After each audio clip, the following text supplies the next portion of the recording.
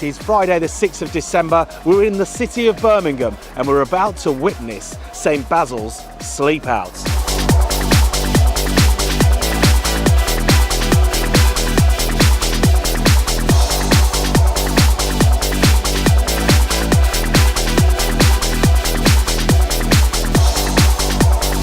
Over 5,000 young people a year come to us and 1,000 live with us in any 1 year. So they're young people that are homeless or they're at risk of homelessness, and they certainly would be homeless if they weren't able to, if we hadn't got somewhere to What would happen if you weren't here? I know that isn't the case. And hopefully you can last for many years to come. But what would Well, it's funny because just this evening, before I came out here, I was looking at some of the European statistics and some of the European issues around youth homelessness. And we kind of take things for granted a bit here in a way and we still worry about the issues that we've got. But when you see some of the statistics in some of the other European countries where they don't have this kind of provision, and you see young people that are literally sleeping on the streets, you see young people that have serious mental health problems, and there isn't anywhere for them. And so, lives are just limited and destroyed, and they're not able to grow and have the potential that our young people have.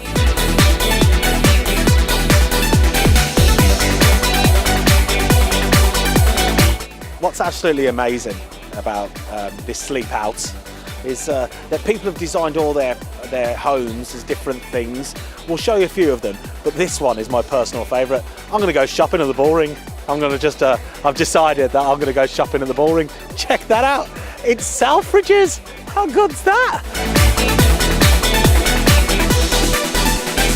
It's very easy collecting sponsorship for this one because people can see that you're doing something uncomfortable.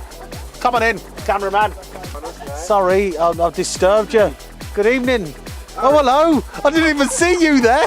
Oh my goodness. What's really great about Sleep Out is it's so diverse. We have young people, we have church groups, we have local businesses representing, so lots of different ages. And it's really nice that they're kind of in one place for one night, all sleeping out and facing the challenge together to raise awareness of the cause. It's fab. Where are you from? What? Hadley Group. Hadley Group. What does that do? We're in construction, so we do all sorts of things. All right, I could tell. That's amazing.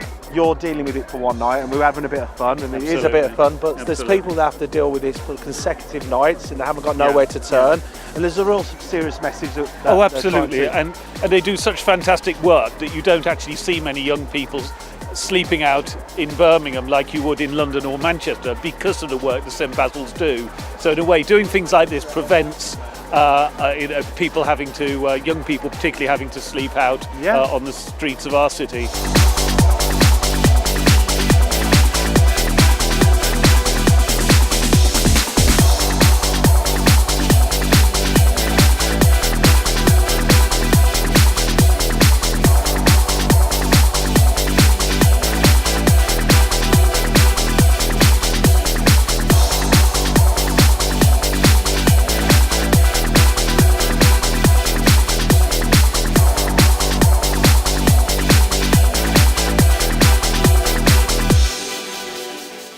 When you're at home with your cup of cocoa and you're sitting there in front of your fire and you've got a lovely sofa and you think about all the heartache that you've got, the bills you can't pay and all the stuff that you can't do, when the reality is you've actually got it all right.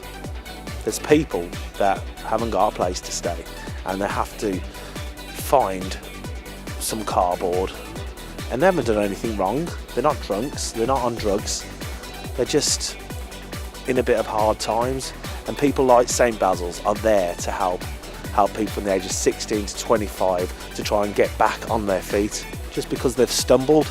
Some of them that have faced a crisis situation, we can offer them supported accommodation, and whilst they stay with us, it's so much more than just a roof.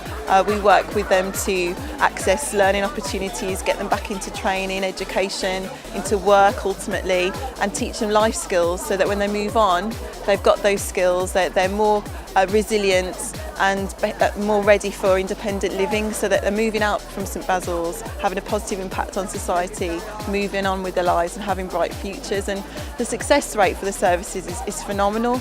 But aside from our accommodation projects across the city, across the region, we're also working with young people to prevent that crisis happening in the first place. I'm going to go to bed, but these people are going to sleep the next 5 hours in the freezing cold just to try and make that little bit of difference. Good on them, I say.